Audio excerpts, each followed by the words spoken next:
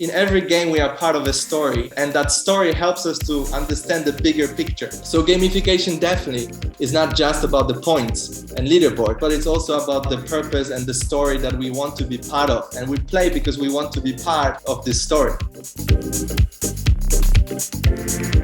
So badge is actually one of the elements of many games, and that's one of the very typical popular elements of gamification. So why does it motivate people to have badges? It definitely provides a clear expectation. It's also an evidence of a progress. Once we collect the badges, it shows to ourselves, wow, there's so much I already accomplished, or there's so much I contributed.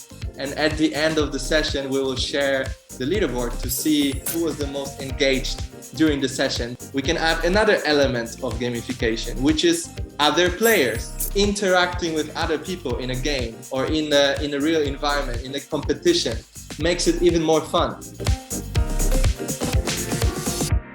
With my own experience, I share with you that with my team, we work on enabling people's motivation, right? A lot of times that would be large dispersed sales teams, for example, working in stores or in the field. So we spend a lot of time asking people, asking managers, what motivates people or what makes them move, right? And of course, the very frequent answer is income. People want to make more money because they come to work for money. So that is always something important. But there are also other things, right? Like recognition, for example. We tend to think sometimes that the recognition as acknowledging somebody, maybe that's better for the young employees, etc. But there's one story that inspired me. I had a friend who used to work for a large multinational company as a senior manager.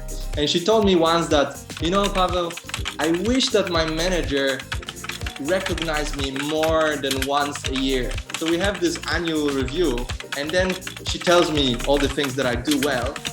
But normally during the working time, like she's quite cold. So I wish that she tell me sometimes when I do something right. So it's so important for people, regardless the position or level or seniority. Another is growth, right? So how do we help people to grow, and how we show them that the company or their team, so the result of their work is growing as a result. And the last one that I realized fairly recently is passion. Think the company Apple. Their employees are very often fans of their brand. So therefore, they are much more motivated to work for the company because they love the brand and they love the products. They are the first one who wants to have access to the newest release, to the new product. And we realize that we need to start using that more and more for motivating employees that we work with. One of the clients that we work with is a legendary brand for Vietnam in fashion with over 200 stores in Vietnam with a lot of sales employees. And literally this week, we got a record number of active users on our platform. It was really, really high. Out of all registered 1,100, we have more than 1,000 people who come to the platform at the same time in the same week. So that was because of the new initiative that the company started there, which they called Proud Moments. So they started sharing stories about the history of the brand, how the company was created, but in a very engaging way. And they also engaged the employees to share their own part of the story. What was their proud moment in the company?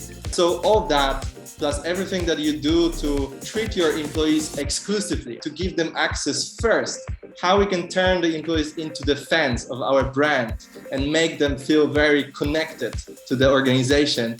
That's a huge driver that we often don't utilize for motivation.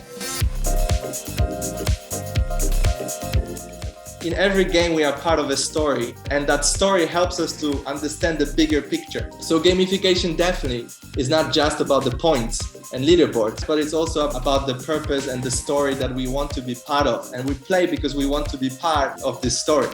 Relating back to the leaderboards that we share, that's a leaderboard of teams. So if you contribute to the team, it's already something that is bigger than yourself, because now I'm working for the whole team. So I cannot let my team down. I need to make my team proud by contributing my part to it. That's a purpose as well.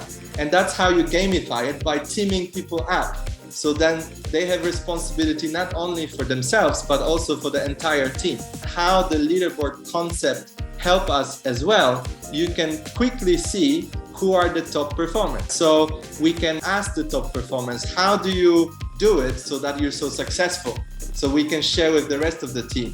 And you can look at the bottom of the ranking and you can ask, what happens that you're not achieving it, right?